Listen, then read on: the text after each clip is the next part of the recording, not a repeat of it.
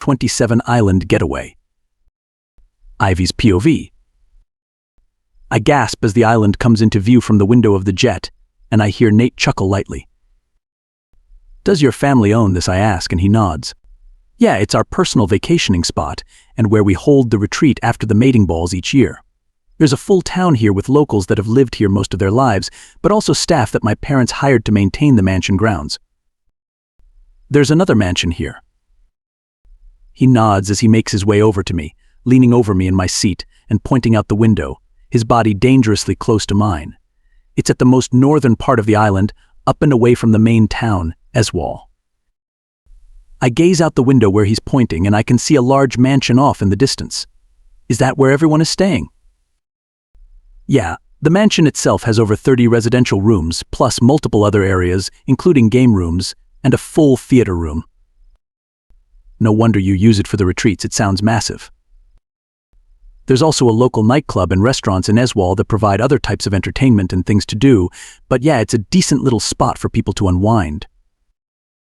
It's then that the private stewardess comes out from the front of the jet and informs Nate and I that we will be landing soon and that we should sit and put our seatbelts on. We do, and soon enough the jerk of the jet's landing gear hitting the landing strip at the local airport makes reality hit me like a ton of bricks. I'm on an island with the Alpha King. Nathaniel's POV. The excitement I felt when Ivy agreed to come on the retreat was hard to contain, to say the least. I feel like her and I have made so much progress.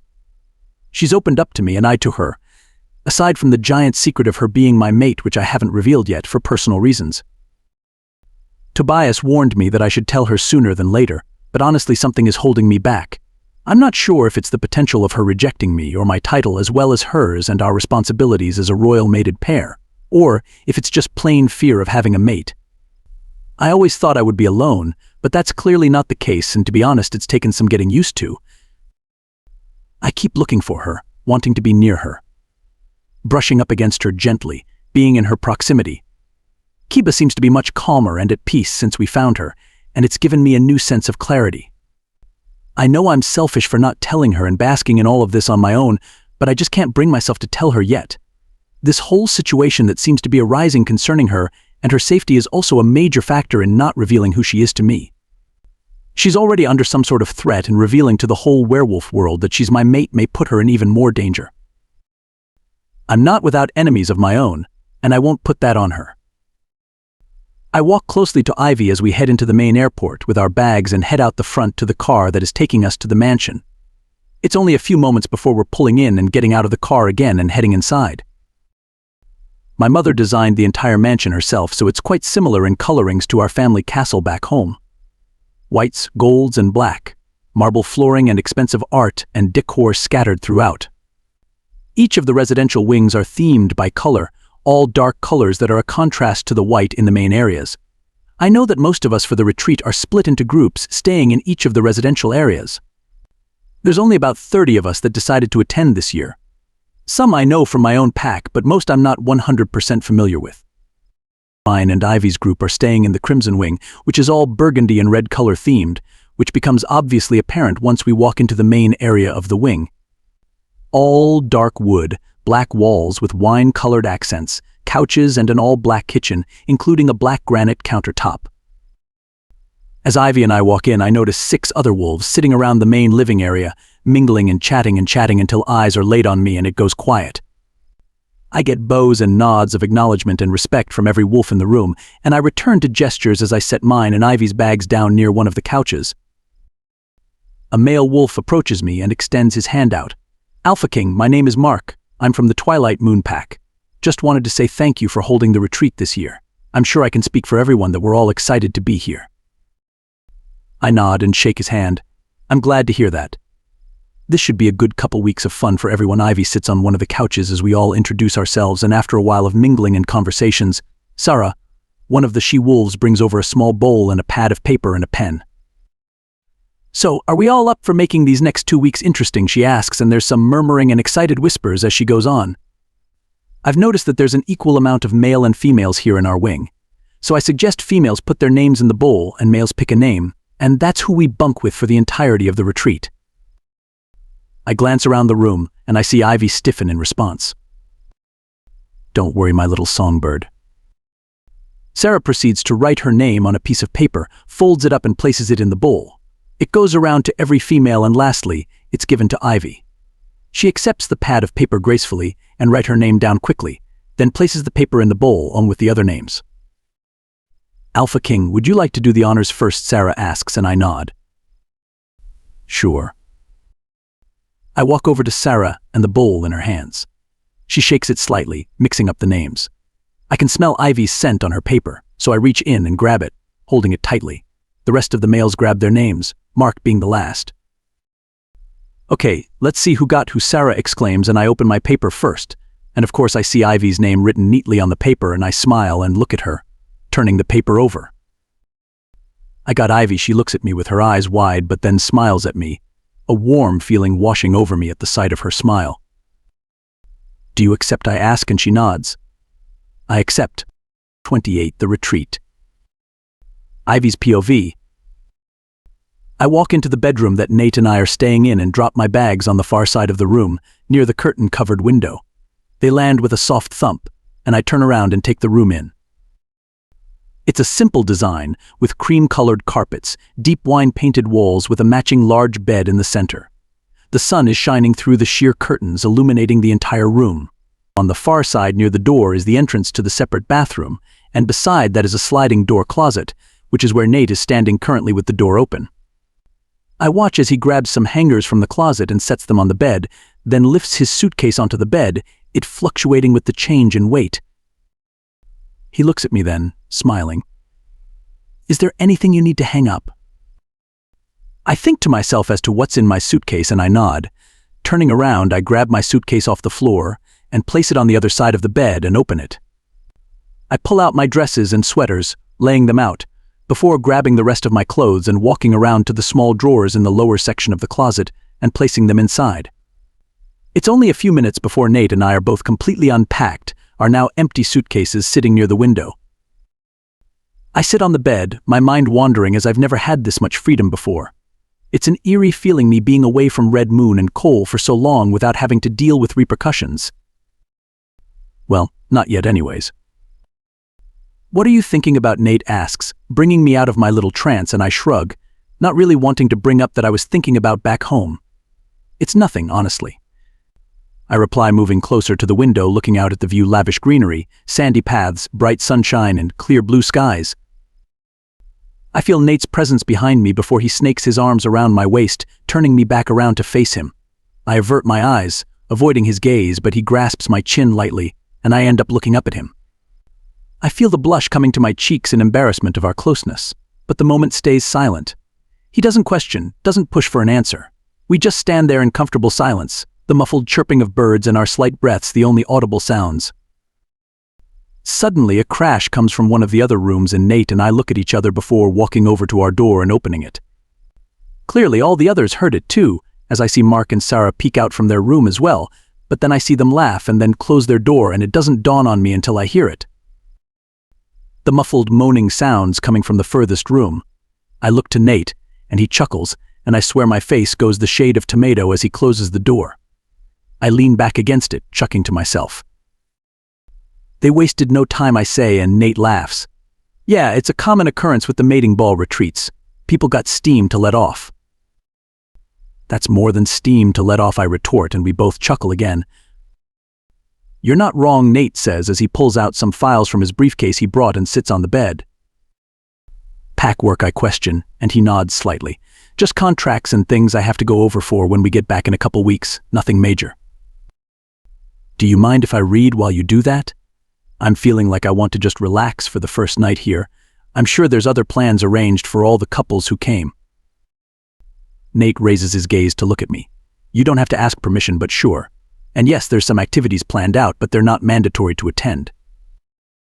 Okay, sounds good to me, I reply as I walk over to my suitcase and brag my book from one of the zippered pockets and go and sit on the bed beside Nate, opening the book to my marked place and start to read. I get a couple chapters in before I realize that we would be sleeping in the same bed this entire time, and I feel nerves creeping up as my mind tries to process, the thoughts overtaking me. I get up and go into the bathroom, closing the door and heading over to the sink. I turn the tap on and splash cold water on my face to try and shock myself into understanding, but it does little to calm my nerves. God, I'm so tired of being this nervous, unsure person. If Seal saw me now, she'd be ashamed. I exhale loudly and square my shoulders, looking at myself in the mirror. I can still be that warrior. I can still be that strong woman I used to be. I just have to find her again. I exit the bathroom to find Nate in the exact same spot, his eyes scanning over papers in his hands, his facial expressions changing with whatever he's reading. I keep watching as he crosses things out and makes little notes on the pages. I admire your seriousness when it comes to your duties, I say, and he raises his head to look at me and smiles. Thank you for saying that, Ivy. That's really kind of you. Not many people understand just how serious my position is. They assume it's all parties and doing whatever you want. Part of it, yes. They also think that I can make anything happen that I want, and that isn't the case either.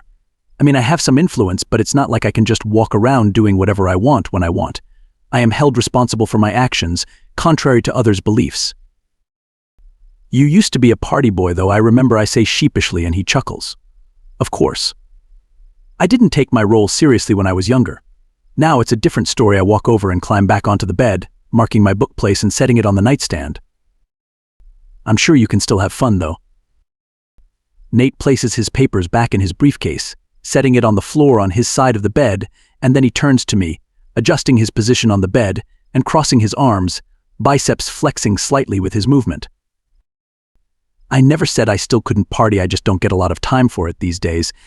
It's part of the reason why I decided to come to the retreat this year. I become king in the winter, and I know that I won't have much time to myself, so might as well get some fun in before then.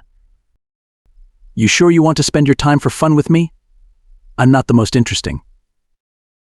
Oh, Ivy, believe me. You're the most interesting person I've ever met, and I'm glad to be spending this time with you.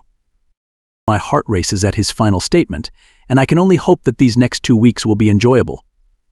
29 Satisfy Maine. Ivy's POV. It's been 2 days since we arrived at the retreat, and the sense of relaxation has been refreshing and so welcomed. Tonight that's changing, as it's the first planned outing for the entire retreat group. We're all apparently going clubbing at the local nightclub here on the island, and I couldn't be more excited. I used to go out regularly with Kane and Genevieve when I had more freedom and thoroughly loved letting loose and dancing the night away. Although I seem to be more excited than ever since it's with Nate.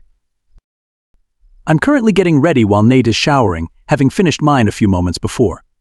I turn on the blow dryer and start to dry my copper waves, while thinking about the hairstyle and makeup I want to do. I quickly decide, braiding the sides of my hair back and leaving the rest of it down, with some hair pulled out for bangs to frame my face. I leave it to finish air drying while I put on a small amount of makeup, gray and black smoky eye shadow, winged eyeliner, mascara, and a small amount of foundation and concealer. I'm just finishing my makeup when Nate comes out of the bathroom and heads over to the closet. I look over towards him and quickly avert my gaze to hide the blush that creeps into my cheeks since he came out in his casual pants and no shirt on.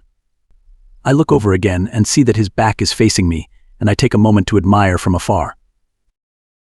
I'm drawn to him, there's no denying that.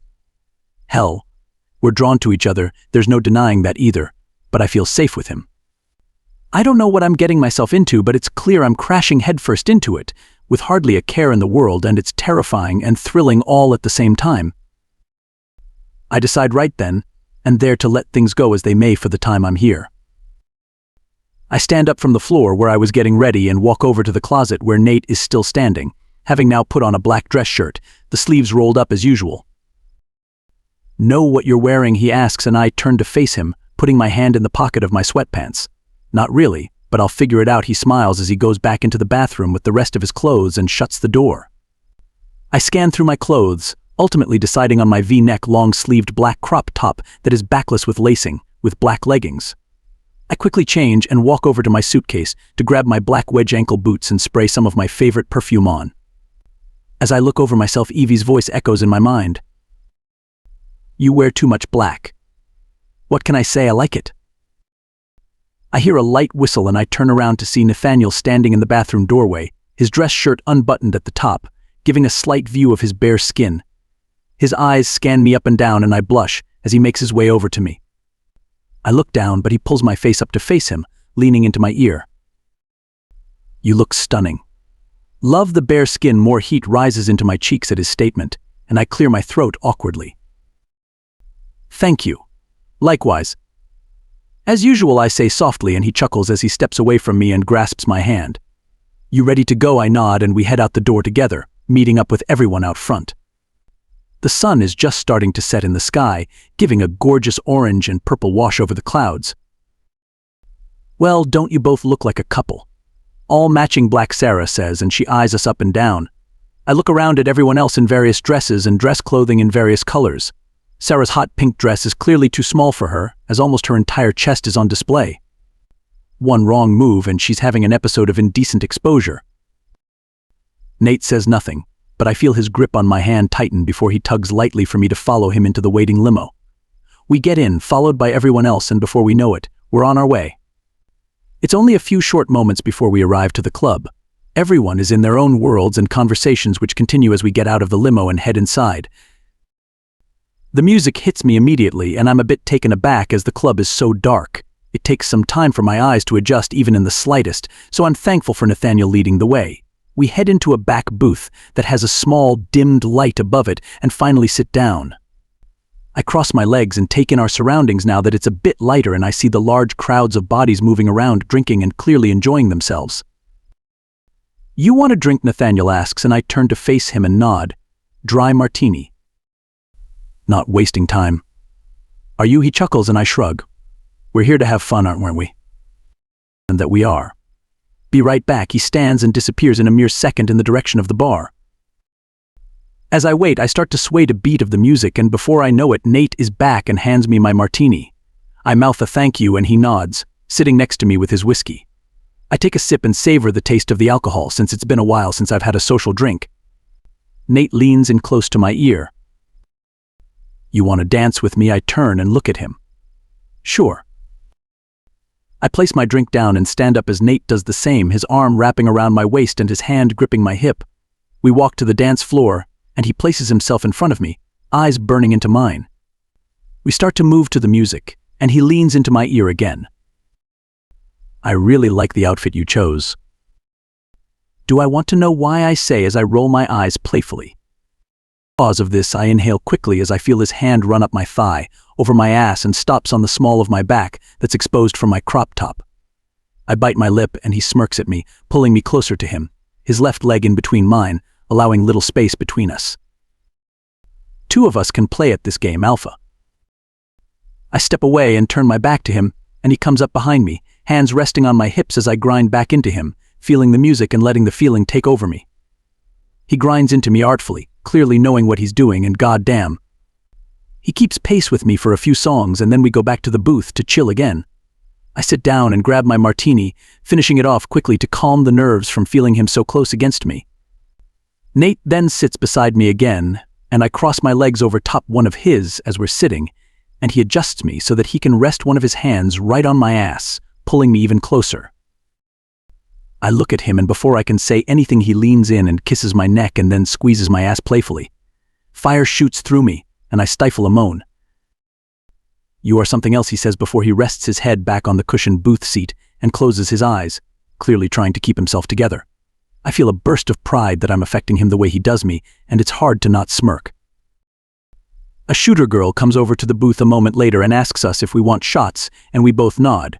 She places them down on the table as I adjust my position, removing myself from our closeness and eyeing the shot glass on the table.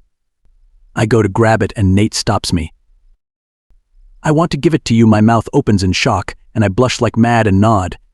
He grabs the shot and stands up and moves himself in front of me, leaning down close.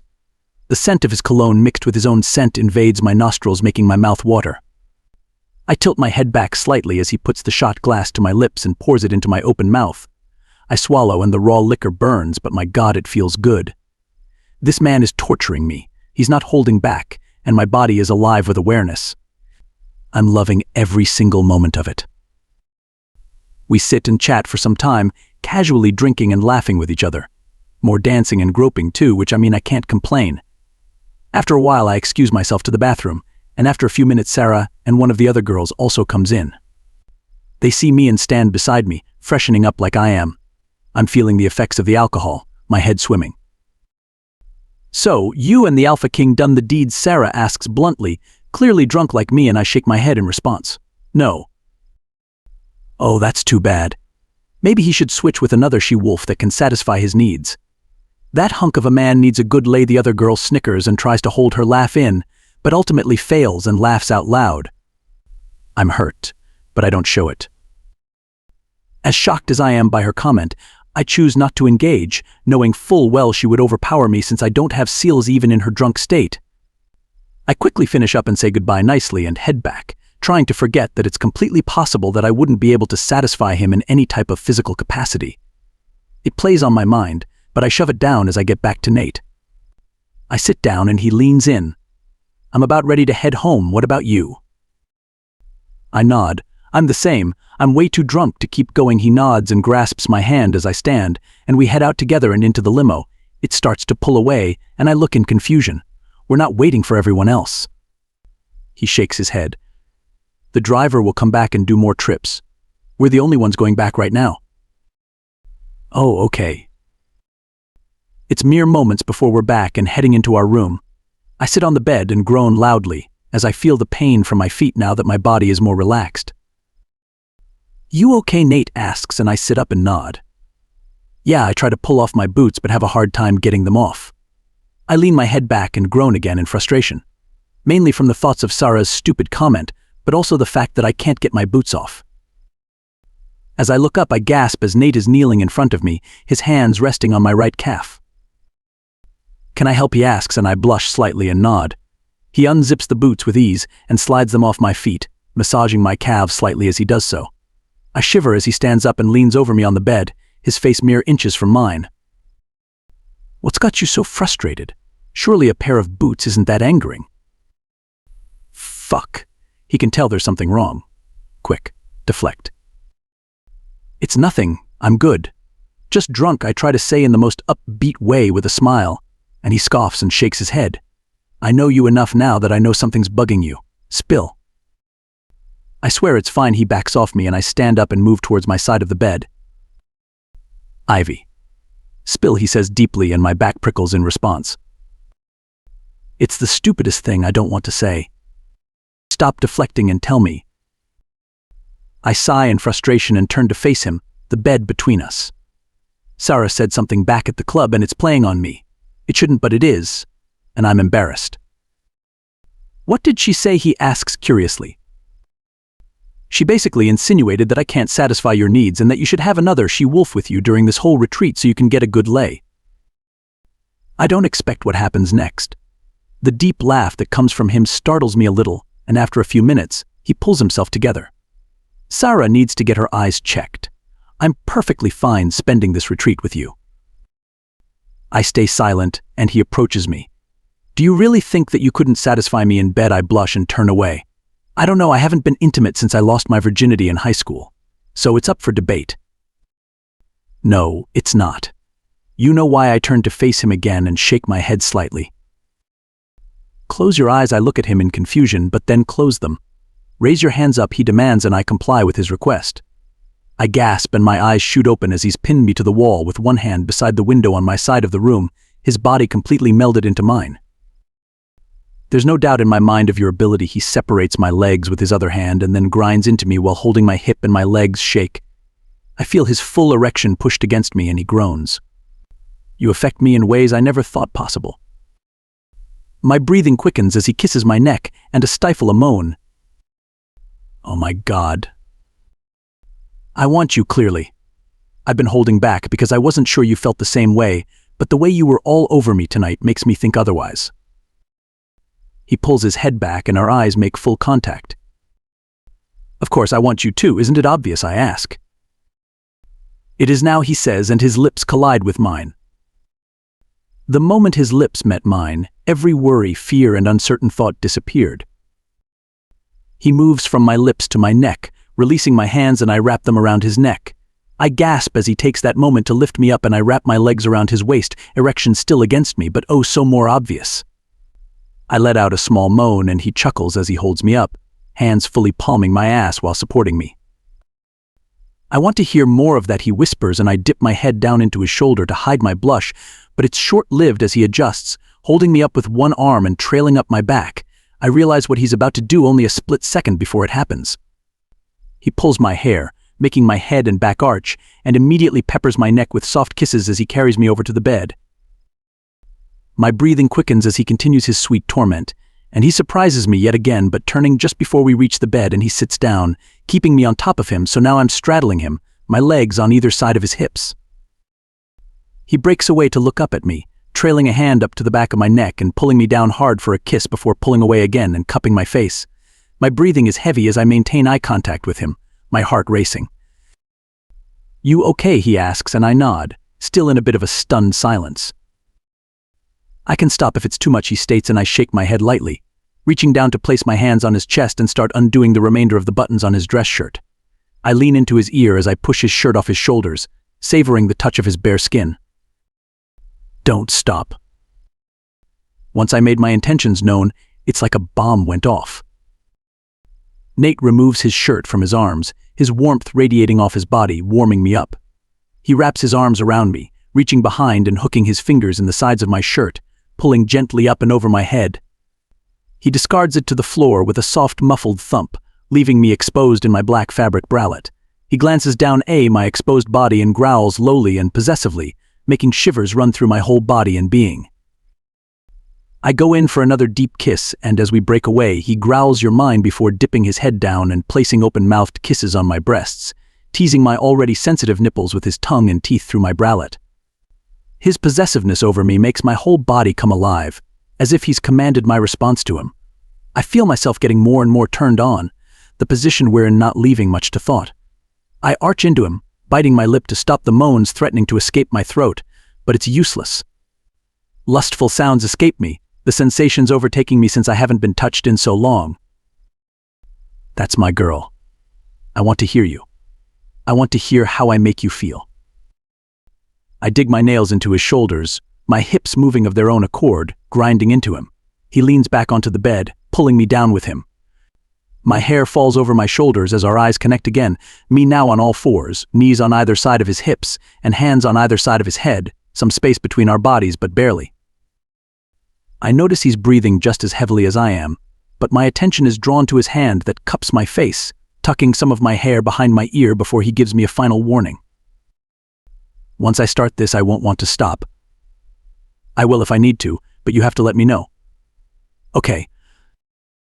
I will. I promise." "Good. Get those pants off." I inhale sharply at his command, but do as I'm told.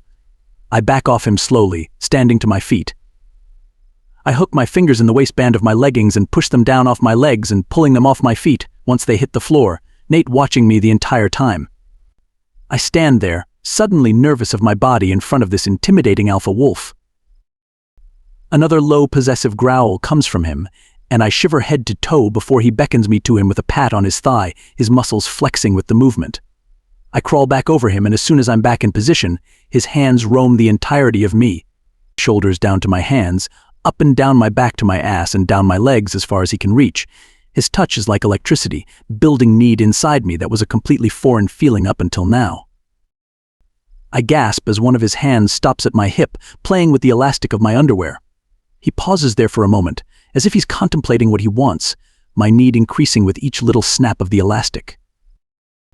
"Are you wet for me, Songbird?" he asks, and I blush madly as I nod, knowing that I'm pretty much dripping just from his touch at this point. It's then that he slides my underwear down my legs, and I lift one leg after the other so he can discard them onto the floor with my other clothes. Then he pulls on my bralette and I sit up, pulling it over my head and discard it as well, me now fully exposed to him. Good God, this is torture. "Let me ask you one thing, Songbird, and I'll stop this torment."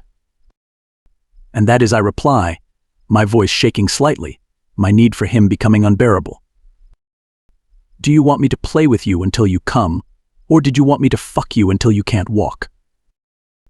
"Nathaniel," I exclaim, and he chuckles. "You woke the beast up, Songbird, now make a choice." This darker side of him is thrilling, and I can't help but chuckle as I blush. I guess if I had to choose, I trail off as I lean down and kiss his neck, nipping slightly, which elicits a groan from him. I keep kissing his neck, moving up to his ear as his hands splay across my bare ass, waiting. I whisper lightly into his ear. Fuck me until I can't walk. Your wish is my command. He reaches one of his hands between us, slipping his fingers between my folds and stroking me lightly. I gasp at the sensation and he groans. Fuck Ivy, you're dripping. He moves his fingers faster, focusing on my clit, making me grow even wetter the more sensitive I get. My breathing is shaky as I moan his name, and he pulls me down with his other hand to kiss me with such force that I almost don't notice him slipping his fingers inside me. My heartbeat is erratic, my brain fuzzy and swimming from the sheer pleasure. Fuck, I breathe out as we break the kiss, and he chuckles, liking that songbird. Yes is all I manage to get out as he pumps his fingers in and out of me slowly, building me up before I climax hard on his fingers. He keeps pumping them in and out as I clench around them, cooing softly in my ear. That's it, baby. Come for me. My legs shake as he withdraws his fingers from me and brings them up to his mouth, licking them, and I blush like crazy. Did he just? I need to taste you. He pushes me up and flips me over onto my back, him now hovering over me, kissing my neck before raising himself up to look at me, his hair now messy and tousled. I reach up and run my hands through it, and he growls. Fuck Ivy. You are so beautiful, especially all flushed and warm. You look intimidating as all hell hovering over me like this, but I like it.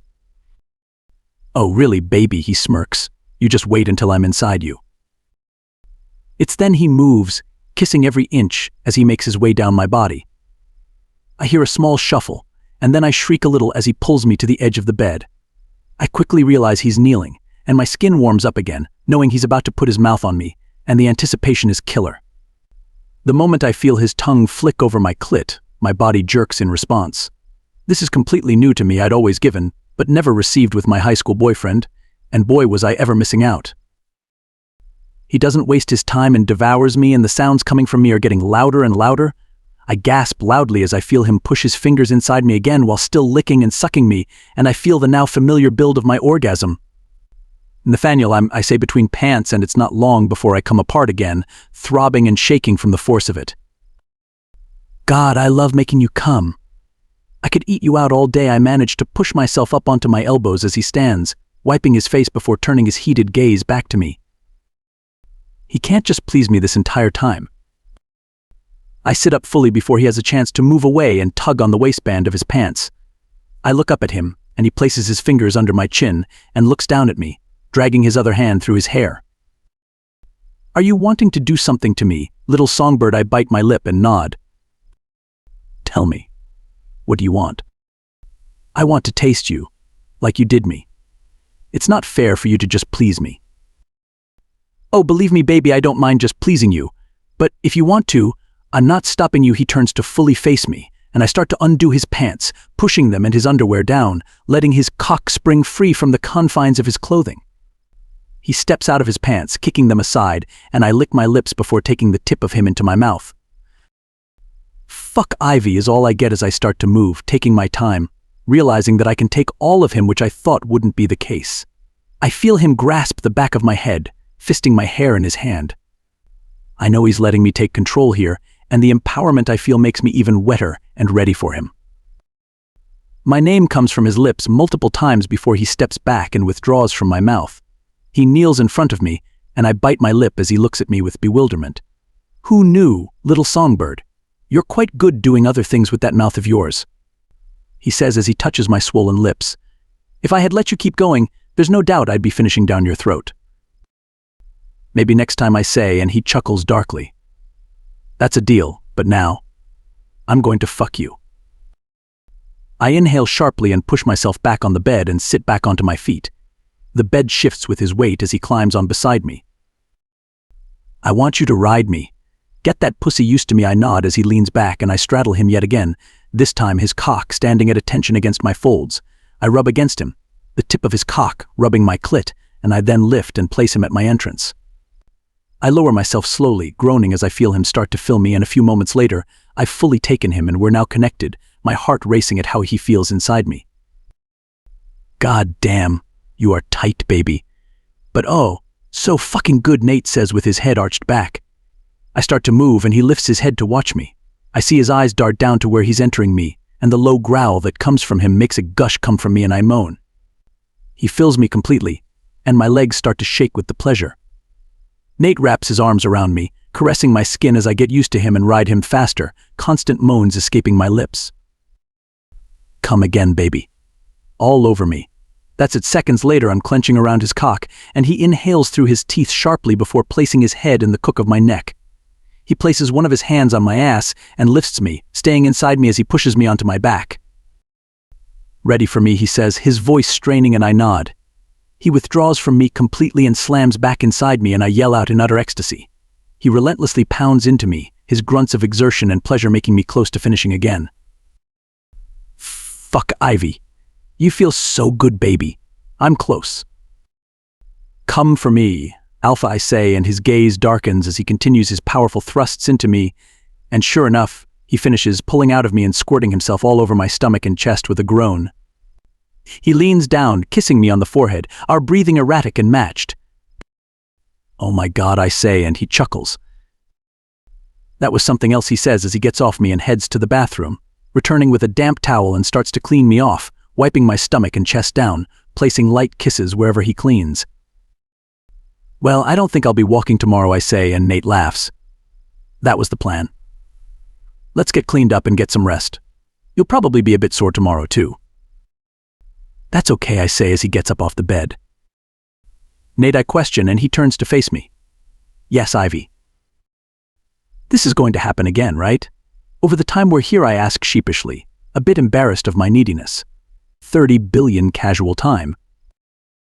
Ivy's POV. I lay in bed, hearing the chirping of birds and seeing the small amount of sunlight peeking through the curtains in mine and Nate's room. I bite my lip as I think about what happened between us last night. It was pure bliss. I roll over in bed and watch his peaceful sleeping form, bare-chested and muscles fully on display. His left arm is over his eyes, which is where his forearm tattoo is. I take the time to admire it closely, the intricate vines, thorns and cracks perfectly placed, traveling up his arm until they fade away into his skin close to his elbow. I glance at his bare chest, realizing he has many more tattoos that I never noticed before. I know why I didn't notice last night, and I never really focused on him like this before. I recognize his royal family crest on his ribs and a black shaded wolf that comes from his collarbone and down his chest. Some other smaller ones are on the opposite side of his body that I can't see very well, so I decided to peer over, pushing myself up onto my elbows. Baby. His sleepy, deep voice startles me, and I sit up quickly, grabbing the covers to cover myself. I look at him and he's peeking at me from under his arm and smirking. What were you doing just now? He asks intently, and I smile. Your tattoos. I've only ever seen the one on your forearm and wanted to look at the others. He sits up then, placing himself against the headboard. Come get a good look. Then he pats his lap and I crawl over and straddle him, leaning down to look at the wolf one, my fingers tracing its shape. That's for my wolf, Kiba. Is he black like this one? Nate nods. That's almost exactly what he looks like. My artist took a few photos when I was shifted and created that for me. Can I ask why you chose the vines and thorns on your arm? No reason specifically, but I just like the way it looks there. I do too, I say, and he chuckles. I think some tattoos on that body, he eyes me up and down, would look absolutely exquisite on you. You really think so? I never thought about it before. I pause. But no wolf, so not very much of a pain tolerance. I'm afraid it's then that Nate takes my hands and inspects my cuffs. I sigh, realizing he's going to ask about them, and unsure if I really want to answer. How long have these been on you? 6 years. Do they hurt? Not anymore. They used to when they were first put on, but now I don't feel pain with them. I'm not sure exactly when that happened, but I try not to think about it too much. What happened that resulted in them being put on you? Nate questions, and I look at him, contemplating if I want to go into the whole story. I decide against it and just give him what anyone else in the pack, including Cole, would tell him. I'm responsible for the death of Red Moon's previous Alpha and Luna. I'm not comfortable talking about it much. It still pains me his brows furrow in confusion at my admittance, but his gaze softens just as quickly. I won't pry, I promise. I just hate seeing them on you. I lean in and kiss him softly on the lips. Thank you, my stomach grumbles and he chuckles loudly. Hungry, I laugh lightly and nod. After last night? Yes, I'm starved. Nathaniel's POV.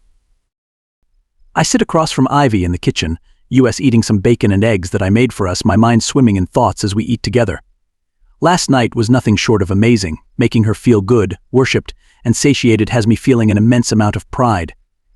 She loved me commanding and praising her, and to be honest, she surprised me with how forward she was. I know there's a strong she-wolf under that facade she puts forward, and I sure got a taste last night, and to top it off, her asking for more. Which I will completely give her. No questions asked. My mind drifts to her statement regarding her cuffs, how she's responsible for the deaths of the previous Alpha and Luna of her pack, and that's why they are on her. It clearly wasn't reported, since Tobias said that nothing has come from Red Moon in terms of punishments or incidents. I had known they had passed, having met Cole's parents before when my mother and father were still leading in a full capacity. I didn't know that their deaths weren't expected. I'll have to investigate it more when I get back to Crystal Moon and see if I can find anything, but right now, I need to enjoy the rest of the time I've got here with Ivy. I stand as she finishes her plate and take it from her and bring it to the sink. I hear her get up and walk behind me, wrapping her arms around my waist and leaning her head into the middle of my back. What did you want to do today? She asks, and I can't help myself. You, I say, and I hear her laugh, the vibrations on my back tickling slightly. How did I know you were going to say that? She says as she releases her grip on me, and I turn to face her, smirking. You're getting to know me, princess. That's why. I watch as her face scrunches up a little, and I think I've offended her, but then she looks at me, smiling. Can we go swimming? I nod. Of course. Pool or beach? Even pool. Okay then, let's go get changed and head to the recreation area of the resort. Sounds good to me. It's hard to keep focus when I see Ivy in her black bikini, the perfect curves of her body showing. I know I've tasted her, but my God, I want to do it repeatedly. We've been in the pool for a little bit now, her laughs and giggles making me and Kiba feel at peace, knowing she's happy in this current moment. Mate needs to be like this all the time. I hear Kiba state in my mind, and I know we're going to try our damn hardest to keep it that way. 31 comfortable. Ivy's POV. I'm laying on the bed in mine and Nate's room, reading in only my underwear and bra. I'm on my stomach with my legs resting on the headboard. Nate's sitting up against said headboard with his hand fully resting on my ass, his fingers threaded through the elastic of my panties as he balances his laptop on his lap, going over packed documents in his email. I love his hands on me, and I don't want to keep my hands off him. I crave his touch, his scent, his taste. He's empowered me in such ways that it's reawakened my sense of self. I'm not going back to Red Moon the same she-wolf. Cole can suck Alaric's dick for all I care. I know what I'm worthy of, and it's not this unfair and cruel treatment I've received over the years. I felt responsible for it all. I partially was. But I don't deserve this, and I'm not going to take it anymore.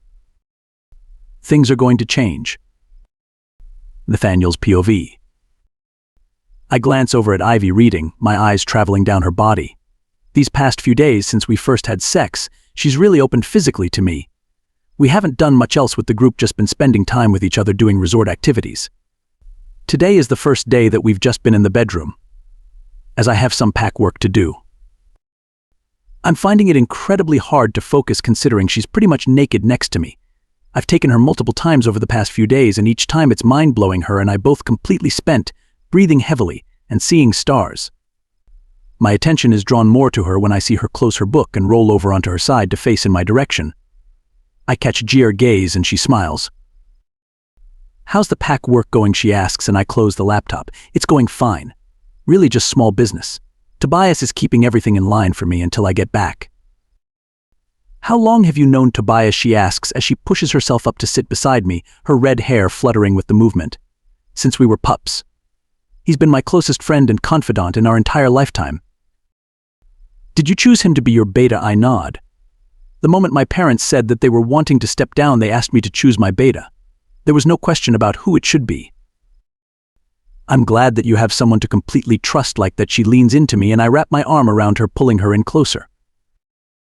I'm glad you have support where you are. I know you don't want to share details about your life at Red Moon, and I respect that. But I have to say I am worried what may happen when you go home after this. She raises her head to look up at me. Thank you for being concerned. You have every right to be, based on what you've witnessed. I know going back is going to be difficult, however, I feel more like myself having been here with you, so I think I'll be okay.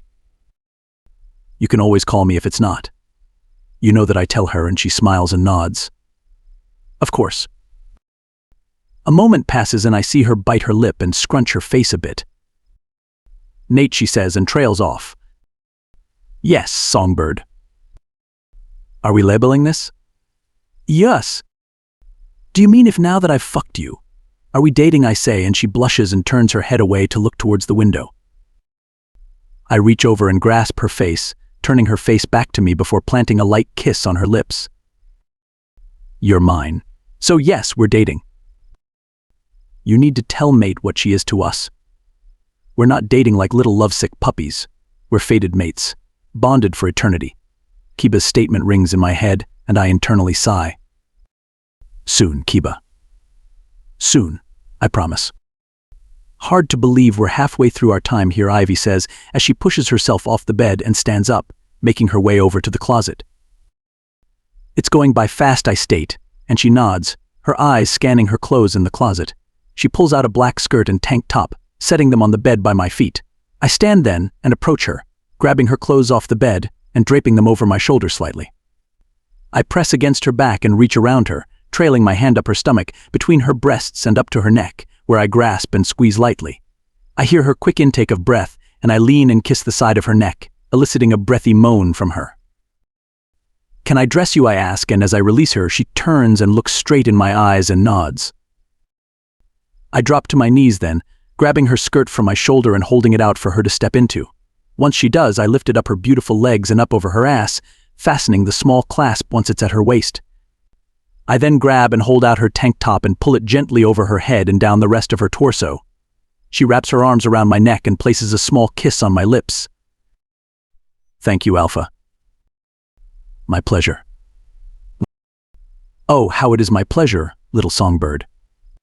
32 Lost in Paradise. Ivy's POV. It's the beginning of the second week of the retreat, and I'm just getting out of the shower as Nate and I have made plans to go walk around town today and do some shopping. He showered earlier and left to go arrange our ride into the city. I had told Nate that I wanted to get Kane and Genevieve something from the trip, so he suggested we go walk around town and see if anything catches my eye in any of the shops. I'm excited. You. I walk out of the bathroom, towel wrapped around me, and head to the closet to pick out my clothes. I settle on black ripped jeans with a gray flowy tank top and place them onto the bed. I reach and grab a bra and underwear and quickly slip them on, dropping the towel. It's then I hear a small whistle come from behind me. I turn and see Nate eyeing me up and down, and I blush. I know he's seen me naked multiple times now, but the effect he has on me is intoxicating.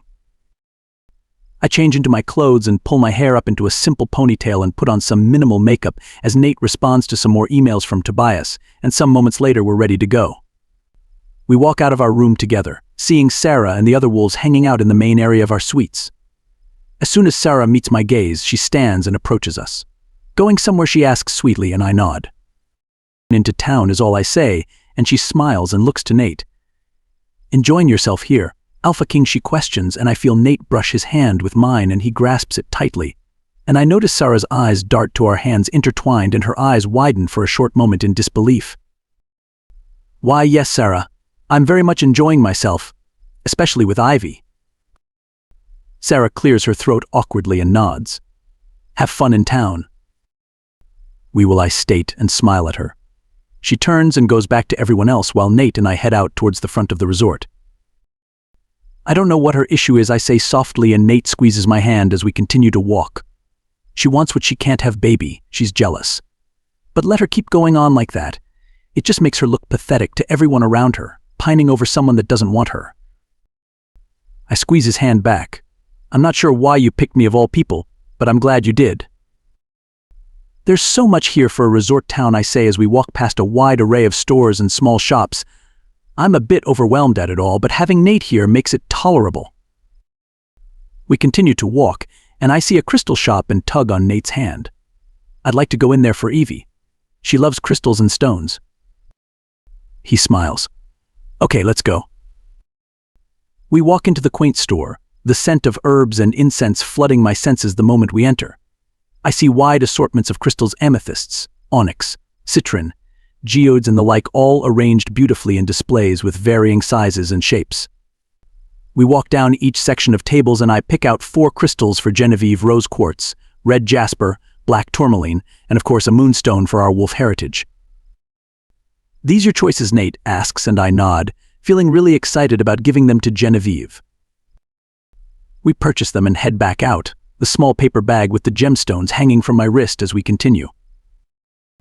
Are there any weapon shops in town? I thought I may get Kane a side blade of some sort. Nate nods. Yeah, there's a blacksmith just a couple roads down from us. He makes everything by hand. They're pretty good pieces. I have a few of my own back home. Okay, let's go there, then I state, and we go to walk. But Nate's phone rings. We stop and he takes it out of his pocket and his face grows concerned. It's Tobias. He wouldn't call unless it's important. He trails off and I look at him. Answer it, silly. I'm all right. He half smiles at me, and then with a swift movement he answers. Tobias.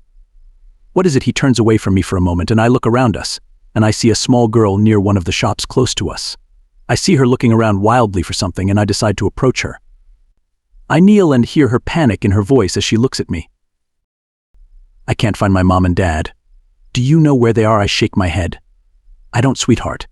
Where were you with them last? I question, and I see the gears turn in her head as she thinks deeply. They said we were going to go eat, but then I got separated and now I can't find them.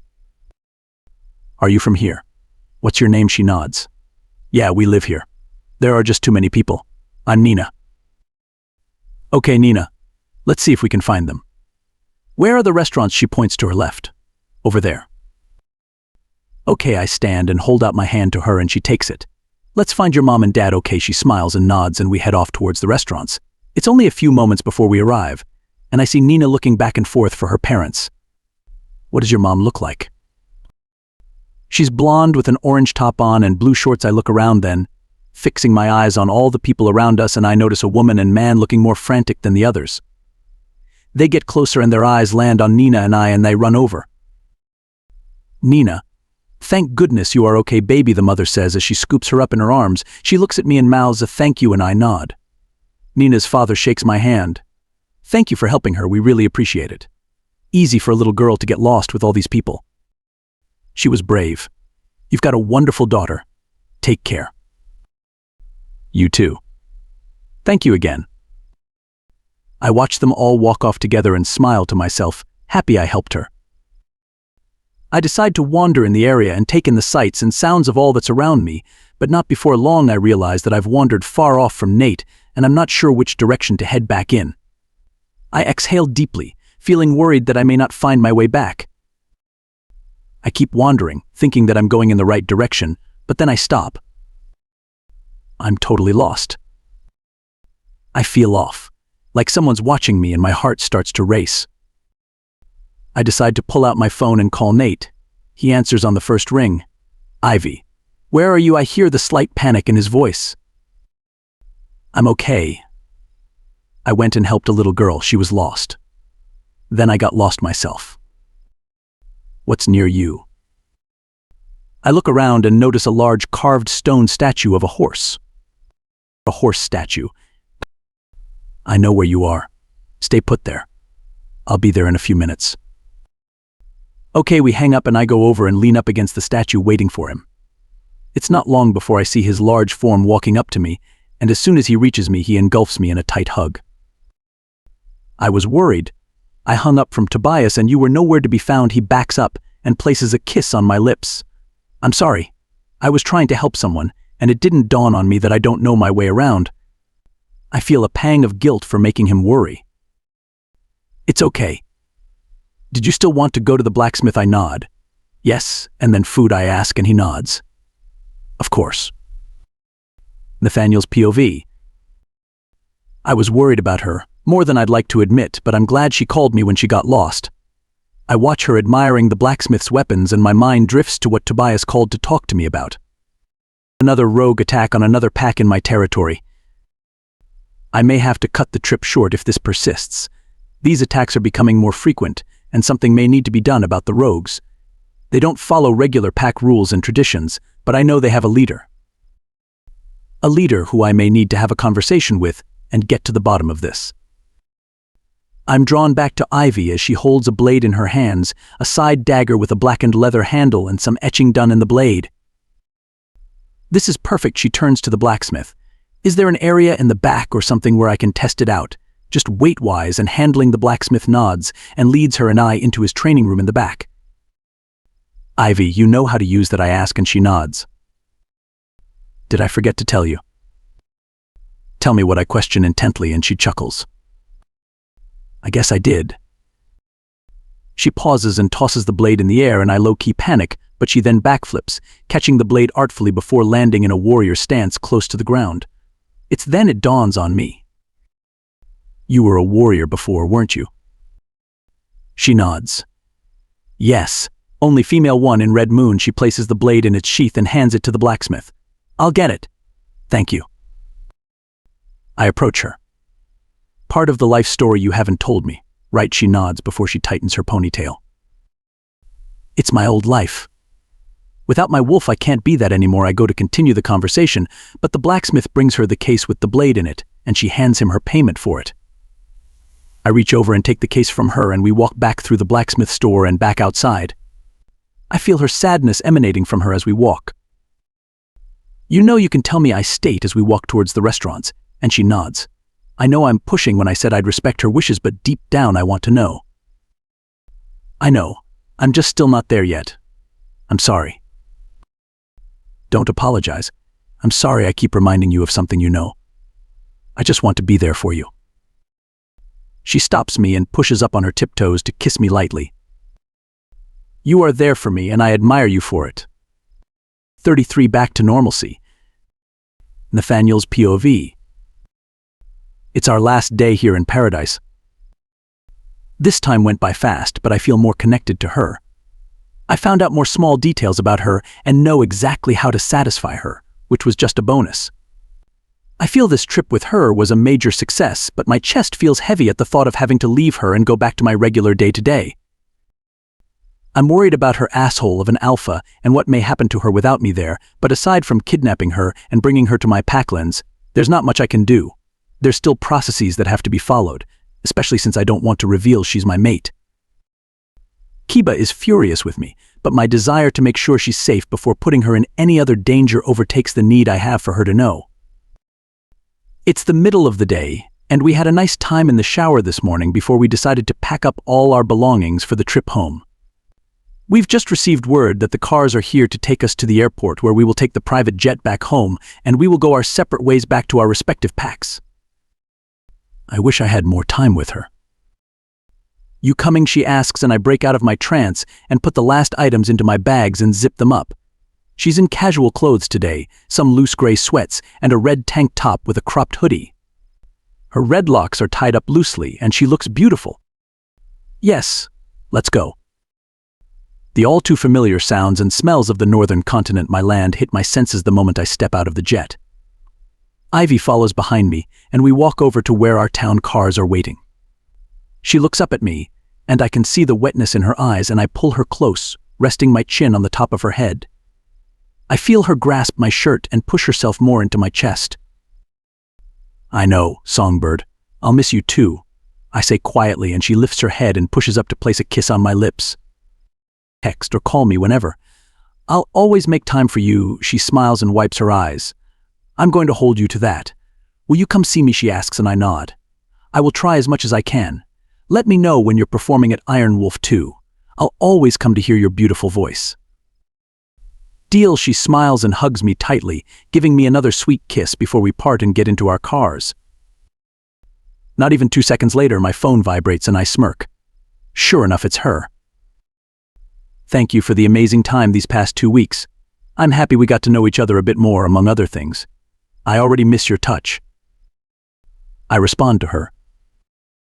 It was my pleasure to spend time with you. I really enjoyed every moment, especially you writhing under me.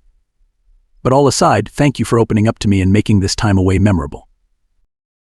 I laugh when she responds with an embarrassed emoji, and I send back a heart with let me know once you're home and settled in. I will. Talk soon. I miss her already. Being away from her is going to be torture. Ivy's POV. I sigh as I see the familiar sights that indicate that I'm close to Red Moon Packlands, which means I'm closer to seeing my best friends and closer to the man I hate with all my being. Hold on to the positive moments.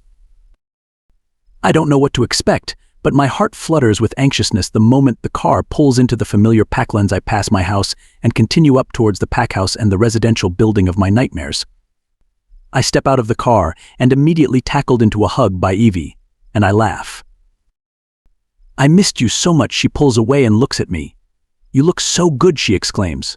How was it? Good, really needed, relaxing and very enjoyable. That's all I get, she says lowly, and I wink at her. More stuff I'll tell later, she smirks and nods. Gotcha. Well, let's get your stuff and get you unpacked and settled in at the new building. I hold my hand up. Is Cole in his office? She nods. Yeah, why? I'm not staying in the building. I'm going back home with you and Kane. Her mouth drops in awe. You sure you want to do that? She questions intently, and I nod. If there's anything that I took from this time away, it's that he can't keep controlling me like I'm some pet. So it's about time I stood up and stopped letting him, regardless of consequences. I'll get your stuff back to the house then. See you soon, I nod and smile. Yup. See you shortly. I pull my phone out to text Nate and let him know I'm home safely, and then I make my way into the pack house and up to Cole's office and knock on the door. Come in, I hear that voice and I cringe a little. I take a deep breath and walk in and see those oh-so-familiar eyes of anger directed at me. You're back, he says flatly, and I nod. Yes. Was just coming to let you know that I am back and that I'm going to continue to live at the house with Genevieve and Kane. You absolutely are not. I keep my head raised and look him straight in the eyes. Yes, Cole, I am. Stop with this ridiculous control and punishment over me. It's tiring. Move on and find someone else to torture. I'm done. He rises from his chair and stalks over to me, trying to intimidate me, but it doesn't work anymore. I hold his stare and glare at him with all the hatred I can muster. I am your alpha. You listen to me, he raises his voice, and I shake my head. I've told you countless times you are not my alpha, and that I will never follow you, nor listen to you. The sooner you realize that, the better. I will still do my duties to this pack and help it prosper. But that is all I'm obligated to do. I go to turn and leave, but stop, my back still facing him. I can feel the anger rolling off his body, the tension and hate thick in the air. If you or Alaric ever put a hand on me again, I'll report you to the king. Or better yet, maybe I'll kill you in your sleep. And with that, I walk out and head back home. I yawn as I sit on the couch with Evie watching a movie, having unpacked everything and organized things that I've got to get back to, considering that I'm back home. The door opens and I look over to see Kane walk in, and he smiles when he sees me. Welcome home, he says, heading over and giving me a hug before heading into his room to decompress from the day. It's then that Evie looks over to me and whispers, So what else happened at the retreat? We went shopping, which reminds me I gotta grab a couple things for you and Kane from my bag, but I trail off and look to make sure Kane isn't coming out and beckon her to come closer with my hands. She comes closer to me, and I whisper in her ear. Nate and I had sex. Multiple times. She backs away from me and clamps her hand over her mouth in surprise. But she leans in again and whispers. Was it good? I laugh and nod excessively. It was something else, my God. Ivy, she says slyly as she blushes and giggles. Well, I'm glad you had a good time. It's a time I'll never forget for the rest of my life.